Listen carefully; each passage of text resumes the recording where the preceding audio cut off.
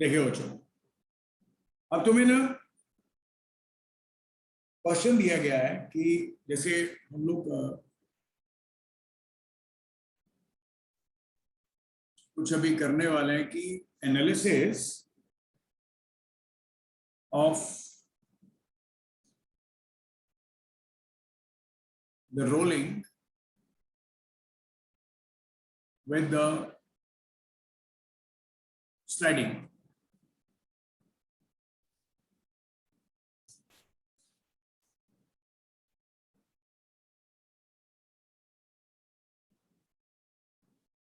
Okay, इसका थोड़ा analysis करते हैं। तुम्हें पता है कि ये कंडीशन का मतलब होता है कि वेलोसिटी और आर ओमेगा दोनों इक्वल नहीं है,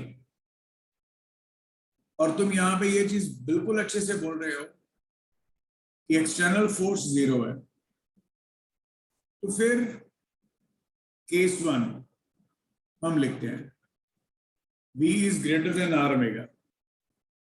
मतलब तूने इसको वेलोसिटी दिया और ये रफ सरफेस है, और बेटा ये आगे जाने की टेंडेंसी रखता है, तो फ्रिक्शन पीछे को लगेगा, और वो भी कौन सा, काइनेटिक। अब इसके बाद तुम्हारे पास बेटा mg लगा नीचे को और नॉर्मल रिएक्शन लगा ऊपर को। तो नॉर्मल रिएक्शन का वैल्यू तुम्हारे पास mg के बराबर, ठीक है, और ये फ्रिक्शन आ गया, और इसको तुमने स्पीड दे दिया, let it be v not. अब हुआ क्या, थोड़ी देर के बाद फ्रिक्शन 0 हो गया, क्योंकि इसने प्योर रोलिंग शुरू कर दिया। क्योंकि प्योर रोलिंग का मतलब तुम समझते हो कि जो VC है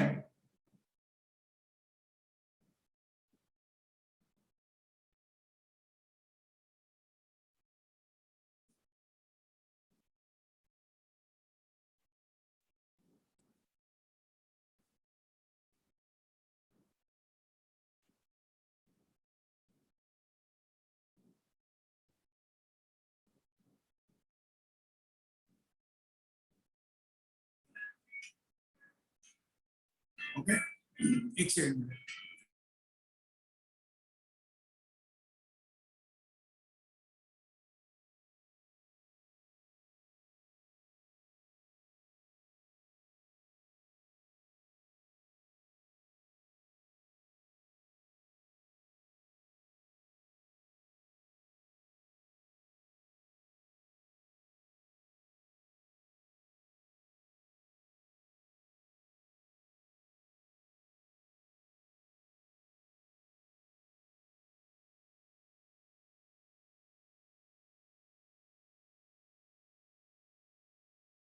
ओके बेटा, तो इसमें तुम क्या बोल रहे हो, वो बड़ी जरूरी चीज है। तुम ये बोल रहे हो कि काइनेटिक फ्रिक्शन लग रहा है और इसके बाद ये फ्रिक्शन जो है वो 0 हो रही है, ठीक है। तो यहां पे जो इंपल्स है वो तुम्हें कौन दे रहा है, यहां पे तुम्हें इंपल्स कौन दे रहा है, यहां पे इंपल्स तुम्हें दे रहा है फ्रिक्शन, ठीक है। यहां पे तुम्हें इंपल्स कौन दे रहा है, फ्रिक्शन। अब ध्यान से सुनने वाली बात क्या है, और फ्रिक्शन की वैल्यू तुम्हारे पास इसमें क्या आएगी, म्यू के काइनेटिक फ्रिक्शन का कोएफिशिएंट साथ में नॉर्मल रिएक्शन, और नोट डाउन नॉर्मल रिएक्शन तो mg के बराबर है, ये आ गया। अब तुम इसको सॉल्व कैसे करोगे बेटा, बहुत सिंपल कॉन्सेप्ट। सबसे पहले तुम ट्रांसलेशनल इक्वेशन लिखोगे, सबसे पहले तुम ट्रांसलेशनल इक्वेशन लिखोगे, जिसमें तुम क्या लिखने वाले हो, तुम लिखने वाले हो इसके पास, क्योंकि तुम्हें याद है तुम लिखते थे initial momentum plus minus translational impulse is equal to the final momentum. अब इनिशियल मोमेंटम तुमने इसको कितना दे दिया बेटा, mv0, और ये फ्रिक्शन किधर को लग रहा है, पीछे को लग रहा है,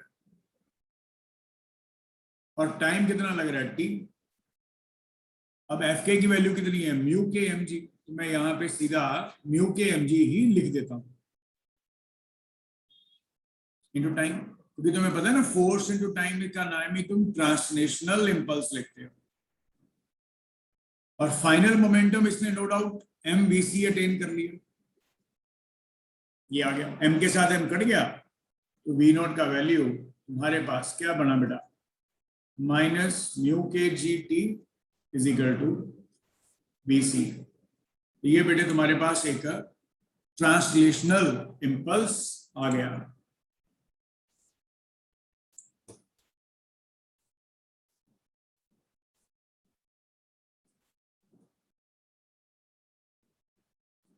ओके, अब उसके बाद आ गया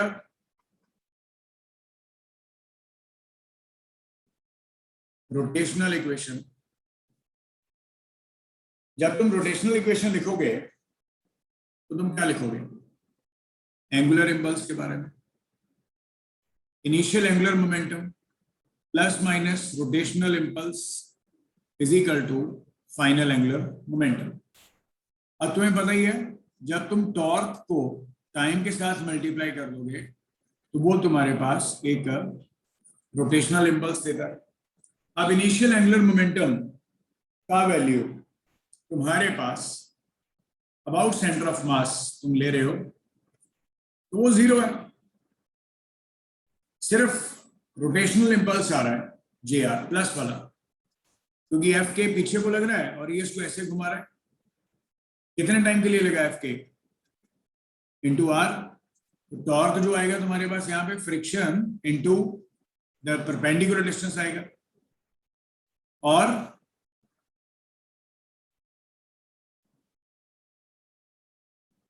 टाइम इसका कितना आएगा, small T, F K into R into small T. और जो फाइनल एंगुलर मोमेंटम आएगा ये कितना आएगा, अबाउट सेंटर ऑफ मास वाला कितना आएगा, मोमेंट ऑफ इनर्शिया आईसी आएगा और साथ में अल्फा आ जाएगा। अब तुम इसको रीअरेंज करो, जबरदस्त पॉइंट ये कितना आएगा, M mu K M G R into T is equal to I C alpha. अब अल्फा तुम्हें पता ही है, अगर तुम इसका नाम आर अल्फा लिख रहे हो, सॉरी इसमें ओमेगा आना था बेटे, एंगुलर मोमेंटम है ना, एंगुलर मोमेंटम बेटे आई ओमेगा होता है बेटे, आई ओमेगा। यहाँ पे तुम्हें पता ही है आर ओमेगा का वैल्यू तुम क्या लिखने वाले हो, V C centre of mass का वेलोसिटी, ये तुम्हारे पास आ गया वी सी बाय आर। यहां से तुमने म्यू के जी टी का value I C V C by M R square लिख दिया, तो तुम्हारे पास ये दो इक्वेशन आई, ये इक्वेशन नंबर 1 और ये इक्वेशन नंबर 2। अब इन दोनों इक्वेशंस को ऐड कर दो तो तुम्हारे पास क्या आ रहा है, वी नॉट, ये इक्वेशन नंबर 1 ये इक्वेशन नंबर 2, दोनों इक्वेशंस को ऐड कर दो, वी नॉट आ गया, म्यू के जी टी कर लिया जाएगा और इसमें वी सी का वैल्यू कॉमन आएगा और 1 plus I C by M R square आएगा। यहां से सेंटर ऑफ मास की वेलोसिटी तुम्हारे पास V naught by 1 plus I C by M R square आएगी। ये आ गया एक पॉइंट सेंटर ऑफ मास की वेलोसिटी, जिसमें तुमने वेलोसिटी को less greater than R omega लिया, ठीक है। अरे यहाँ पे तुमने V greater than R omega लिया तो मतलब यहाँ पे तुमने अज्यूम किया था कि जो v है वो v नॉट है और ओमेगा जो है इनिशियल वो 0 है, ओमेगा इनिशियल क्या है 0, इस वजह से तुमने एंगुलर मोमेंटम इनिशियल 0 लिखा। फिर तुम्हारे पास आ गया बेटा केस 2 कि जब v is less than R omega, इसमें क्या होगा?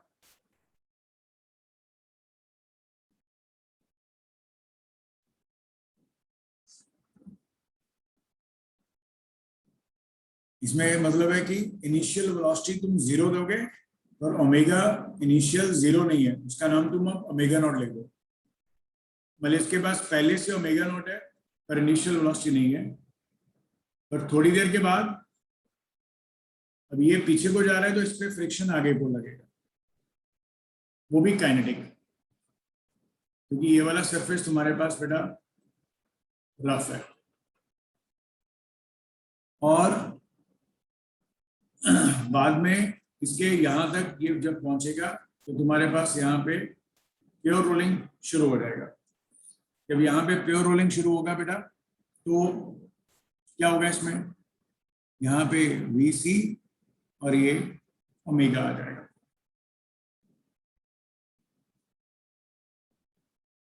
और यहाँ पे फ्रिक्शन तुम्हारे पास जीरो आ जाएगी।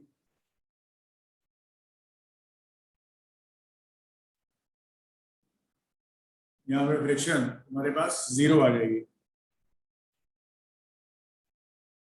और जब प्योर रोलिंग होती है तुम्हें पता ही है, तुम BC का वैल्यू आर ओमेगा लिखते हो, ठीक है। अब फिर से वही चीज आ गई दोबारा से। अब तुम बोलोगे फिर से ट्रांसलेशनल इक्वेशन और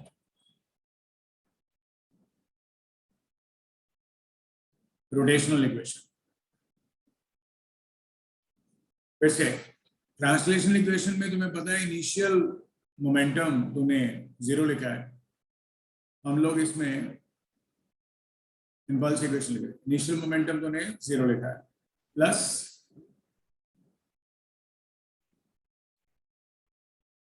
इंपल्स इक्वेशन आ गया, इनिशियल मोमेंटम तुमने जीरो लिखा है प्लस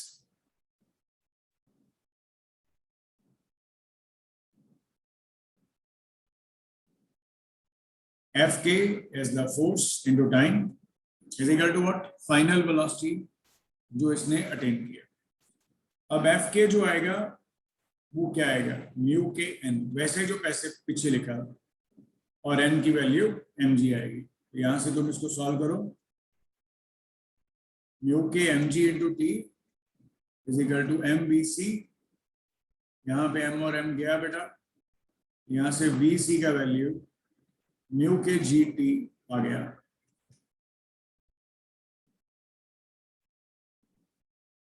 फिर तुम्हारे पास आ गया रोटेशनल इक्वेशन। रोटेशनल इक्वेशन में इनिशियल एंगुलर मोमेंटम तुम्हारे पास IC ओमेगा नॉट। अब बाद में क्योंकि ये फोर्स आगे को लग रहा है बेटे तो इसको रिटार्डेशन दे रहा है, इस वजह से इसका एंगुलर मोमेंटम जो इंपल्स आएगा, एंगुलर इंपल्स आएगा वो नेगेटिव आएगा। FkR एज ए टॉर्क और टाइम कितना T। फाइनल मोमेंटम कितना आ गया IC ओमेगा। अब तुम फिर से Fk का value mu K mg put कर सकते हो, यहाँ पे वैल्यू पुट कर दो, IC omega not minus mu K mg T R is equal to IC omega.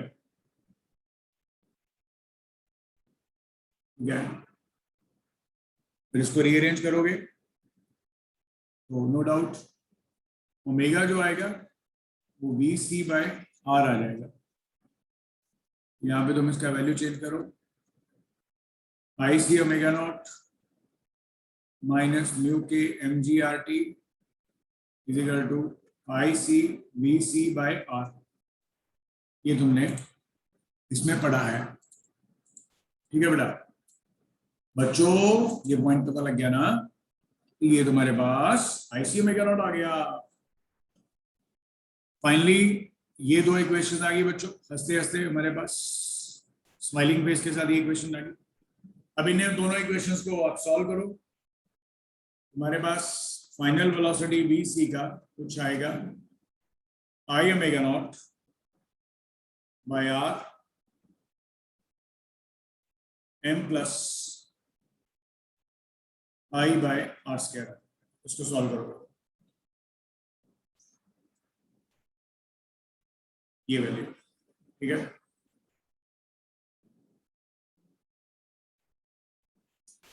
और ये जो यहां से बच्चों यहां तक का जो डिस्टेंस आया एस, उसकी वैल्यू कितनी आई, UT plus half A T square. तुम्हें पता है इसमें फ्रिक्शन तुम्हारे पास आगे लग रहा था और तुम्हारे पास इनिशियल वेलोसिटी 0 था, क्योंकि आगे को नहीं दिया गया था, घुमाया गया था। और एक्सेलरेशन इसमें तुम्हारे पास क्या आएगा, फ्रिक्शन ही था बाय मास, तो वो आ गया म्यू के जी, वो आ गया mu K G T square, ये इस केस में। और जो अभी तूने बेटा प्रीवियस केस किया, उसमें तूने इसको वेलोसिटी दिया था वी नॉट, पर इसको रोटेशन नहीं दिया था।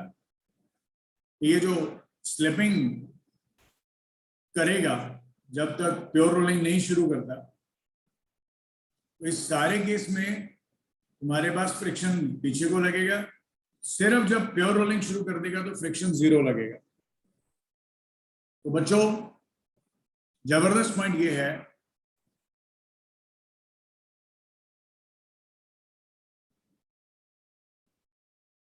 कि इसमें तुम एस का वैल्यू लिखोगे UT plus half A T square, पर इस केस में यू का नाम तुम्हारे पास वी नॉट है, टाइम उसको यहां से शुरू किया जर्नी, यहां तक पहुंचा तो वी नॉट टी माइनस करके, क्योंकि इसमें फ्रिक्शन जो है पीछे को लग रही है, तो फ्रिक्शन की वजह से जो एक्सेलरेशन आएगा उसका वैल्यू क्या आएगा, वही जो तुम्हें अभी करवाया था, mu K M G by M, mu K G, पर ये पीछे को लग रहा है, रिटार्डेशन लग रहा है, इस वजह से तुम यहाँ पे इसको माइनस पुट कर रहे हो, और ये ऐसा आ गया हमारे पास, ये दो रिजल्ट्स आ गए जबरदस्त,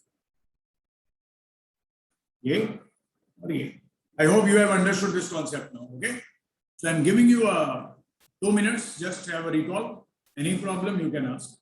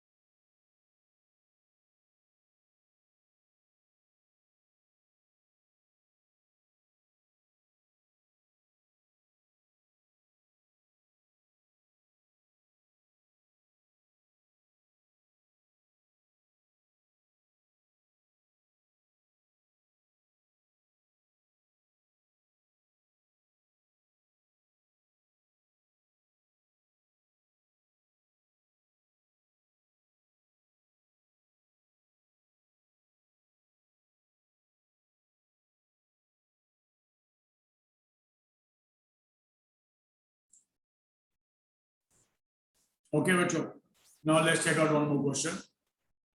देखिए बच्चों, एक क्वेश्चन है बहुत बढ़िया।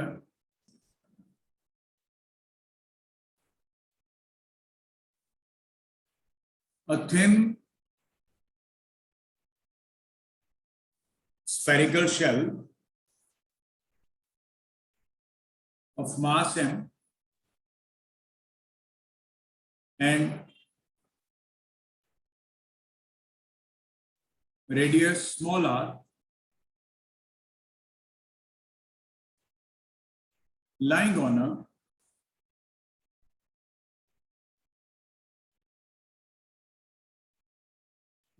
a rough surface is hit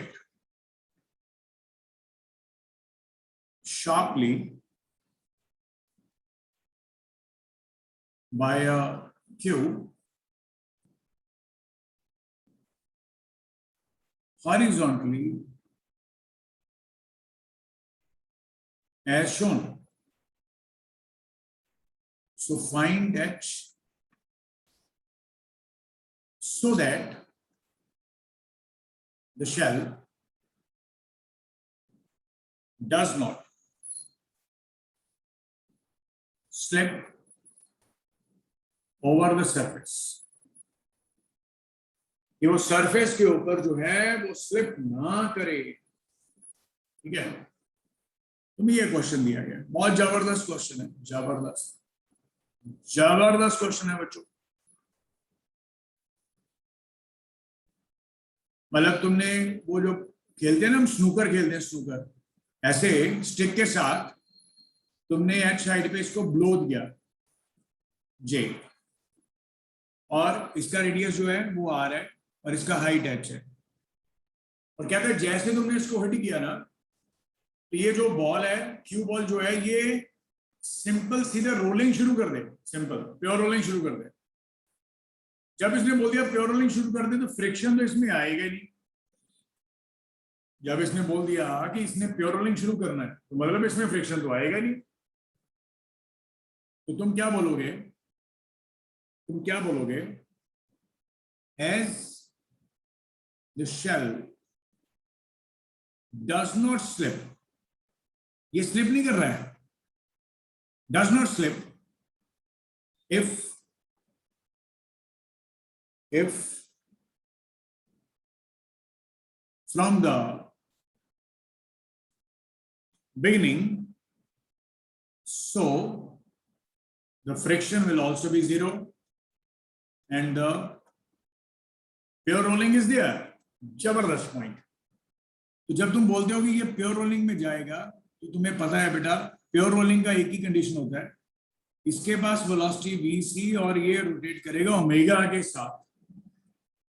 और तुम्हें ये बताया हुआ है बेटे, जो प्योर रोलिंग कंडीशन होती है उसमें तुम लिखते हो vc is equal to R omega, तुम लिखते हो हंसते हंसते। ठीक है, फिर तुम लिखते हो इंपल्स इक्वेशन। इंपल्स इक्वेशन एक तो ये आएगी, क्योंकि दो इसमें इंपल्स आएंगी, एक आएगी ट्रांसलेशनल इंपल्स, एक आएगी रोटेशनल इंपल्स।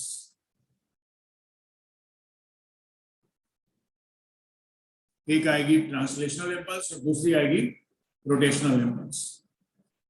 अच्छा, अब ट्रांसलेशनल इंपल्स क्या आएगी बेटा? ट्रांसलेशनल इंपल्स क्या आएगी? जो स्ट्रेट लाइन में जा रही है।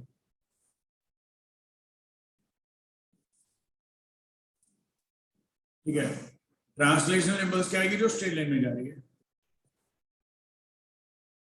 तो तुमने इसको इंपल्स दिया, यहां पे हिट किया जे के साथ, तो इसके पास इमीडिएट वेलोसिटी आ गया vc, मास आया m, इनिशियल मोमेंटम क्या था? 0, इंपल्स दिया j, फाइनली इसका वेलोसिटी कितना आ गया? vc। तो j का वैल्यू तुम्हारे पास mvc आ गया, इक्वेशन नंबर 1। फिर आ गया रोटेशनल इंपल्स। अब ये जो बॉल है ये बेसिकली एक सॉलिड स्फीयर होता है। सॉलिड स्फीयर का moment of inertia about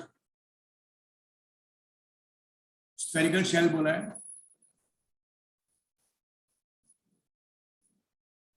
spherical shell बोला है बेटे। स्फेरिकल शेल का जो मोमेंट ऑफ इनर्शिया होता है बेटे वो 2/3 mr² होता है। तो रोटेशनल इंपल्स में क्या आ गया कि तूने यहां पे इसको इंपल्स दिया और यहां पे अब फ्रिक्शन नहीं लगेगा, इसको तुमने h हाइट से दिया इंपल्स, ये r आ गया। अबाउट सेंटर ऑफ मास इसके पास ओमेगा आ जाएगा। मैं तुम्हें बोल रहा हूं ट्रांसलेशन में ट्रांसलेशनल पैरामीटर्स, रोटेशन में rotational parameters, just to understand. तो इंपल्स कितना आया, इनिशियल एंगुलर मोमेंटम 0, इंपल्स कितना आया j, दूरी कितना h, तो ये आ गया रोटेशनल इंपल्स। और ये किसके बराबर आया, फाइनल मोमेंटम। फाइनल कितना आया 2/3 mr², साथ में ओमेगा।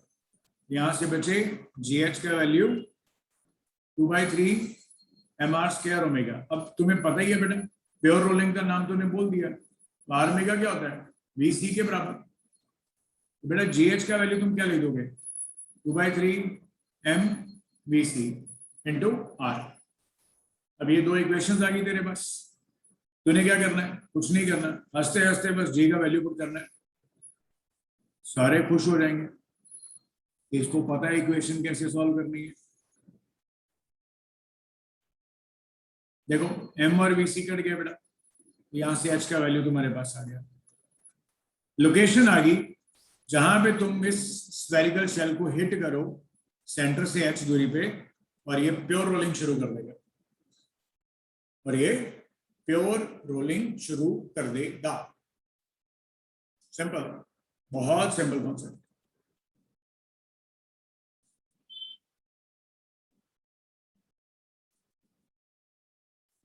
ठीक है बच्चों, ओके। अभी देखिए एक तुम्हारे पास क्वेश्चन और है। क्वेश्चन है uniform rod of mass 3m and length L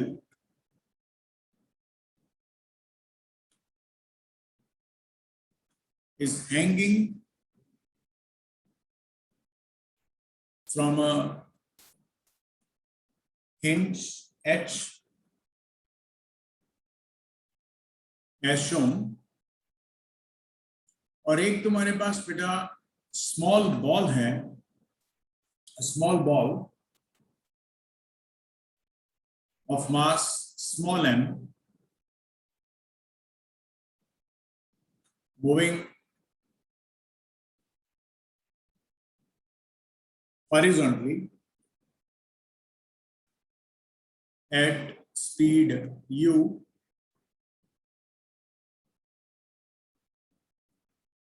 strikes the end of rod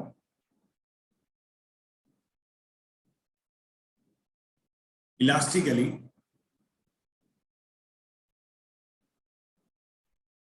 find the speed of ball and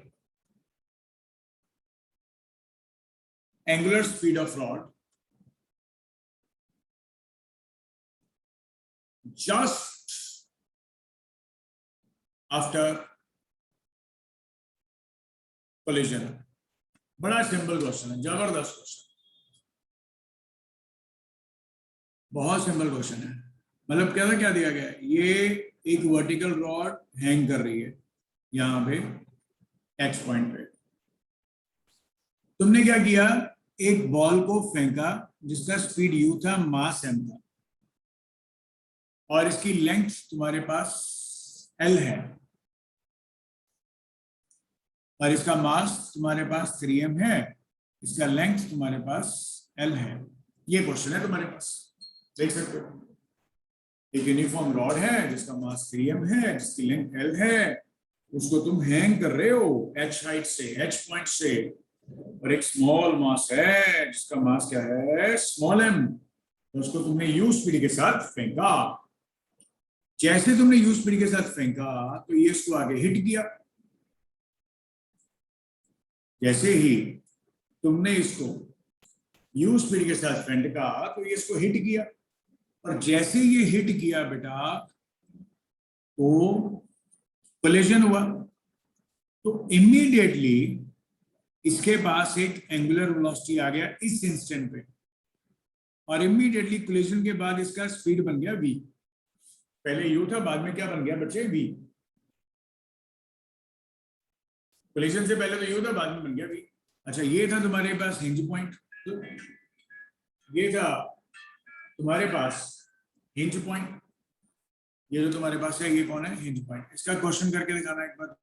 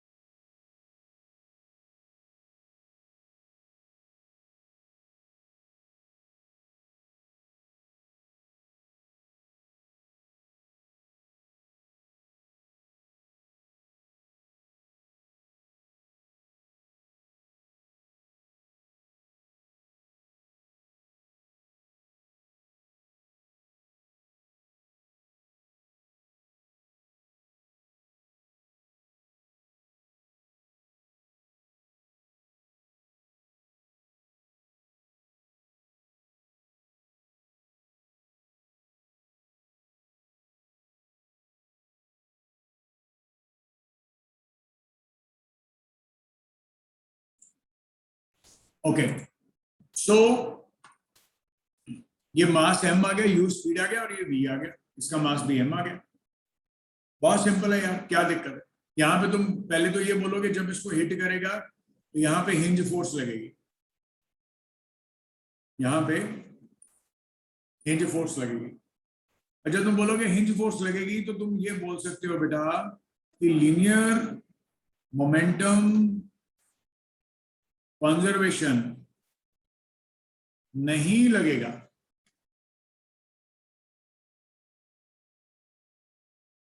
क्योंकि हिंज फोर्स लग रही है।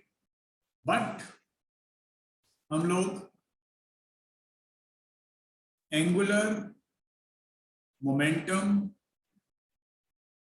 कंजर्वेशन लगा सकते हैं about the hinged point. Hinged point के अराउंड तुम यहां पे लगा सकते हो एंगुलर मोमेंटम। तुम्हें पहले भी क्वेश्चन करवाया था, तो यहां पे तुम लगाओगे बेटे by conservation of angular momentum about h। तो इनिशियल एंगुलर मोमेंटम कितना है बेटे, MUL, क्योंकि m मास है, u, क्योंकि रॉड के पास तो एंगुलर मोमेंटम इनिशियल था नहीं, ये इनिशियल थी कंडीशन, और ये तुम्हारे पास फाइनल आई। इनिशियल में इसके पास मास m था, u स्पीड था, और इसका एंगुलर मोमेंटम h से कितना, तुम्हें याद है ना, MVR लिखते थे तुम एंगुलर मोमेंटम के लिए। तो यहाँ पे तुम्हारे पास कितना आ गया बेटा, MUL। बाद में जब इसने इसको हिट किया तो इसकी स्पीड होगी v, जबरदस्त, तो कितना आ गया, MBL। प्लस इस रॉड के पास अब एंगुलर वेलोसिटी आ गई ओमेगा। तो ओमेगा का वैल्यू क्या होता है बेटा, ओमेगा तुम लिख देते हो, तो इसका वैल्यू क्या होता है बेटा, मोमेंट ऑफ इनर्शिया का। हाँ, मेरे को पता है तुम्हें याद नहीं होगा, ml²/3 ml²/3 ओमेगा होगा, ml²/3 about one end of the rod. मैं बताया था ना कि रॉड होती है, रॉड का ये पॉइंट होता है, और इसके अराउंड मोमेंट ऑफ इनर्शिया की वैल्यू ml²/3 होती है। और साथ में तुमने ओमेगा के साथ मल्टीप्लाई कर दिया। अब तुम इसको वैल्यूज को देखो, m और l कॉमन टर्म्स है, ये कट गए बच्चों, तो u तुम्हारे पास आ गया v plus L omega by 3। ये क्वेश्चन नंबर 1 आ गया। और तुम्हें ये भी क्वेश्चन में, ये थोड़ा इंग्लिश में लिखा हुआ था क्वेश्चन, तो मैं उसको देख नहीं पाया, मतलब ऐसे तो मेरे को पता ही है, देख नहीं पाया, मतलब इलास्टिकली वर्ड दिया गया। और बच्चों तुम्हें याद है जब तुम नर्सरी केजी में थे, तुम्हें बताया था नर्सरी केजी में ए फॉर एप्पल और ई फॉर 1 मतलब इलास्टिक कोलिजन, ठीक है। तो यू का value v plus L by 3 omega आ गया। So by definition of coefficient of restitution, याद है क्या था? relative velocity of separation after collision to the relative velocity of approach. Yes.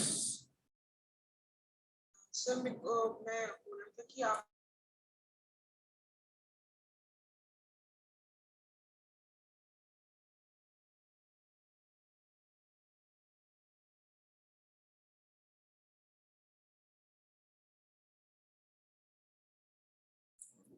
और बच्चों जबरदस्त पॉइंट देखते हैं। Here comes this screen on your screen. यहां पे तुम्हारे पास E का वैल्यू 1 होता है, यस तुम्हें पता है। और बेटा relative velocity अगर तुम 1 लिखते हो तो relative velocity ऑफ सेपरेशन, बेटा देखो जबरदस्त, ये जो रॉड है आगे को जाएगी एल ओमेगा के साथ, ये रॉड, ये बॉल पीछे को जाएगा v के साथ, ठीक है, याद है ना तुम्हें?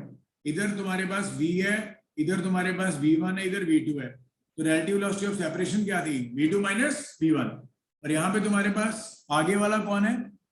एल ओमेगा, पीछे वाला कौन है? v, तो एल ओमेगा माइनस v आएगा, डिवाइडेड बाय अप्रोच में सिर्फ और सिर्फ कौन था? u था, ये u है। तो यहां से बचे तुम एल ओमेगा माइनस v का वैल्यू u लिख सकते हो। अब छागे इक्वेशन नंबर 2 भी तुम्हारे पास आ गए। अब तुम इसको इक्वेशन को सॉल्व करो, तो तुम्हारे पास ओमेगा का वैल्यू u बाय एल आ जाएगा, ऐड कर लो इक्वेशंस को, और जो वेलोसिटी है बॉल की वो 0 आ जाएगी, मतलब it will come to rest, मतलब it will come to rest, ठीक है। सो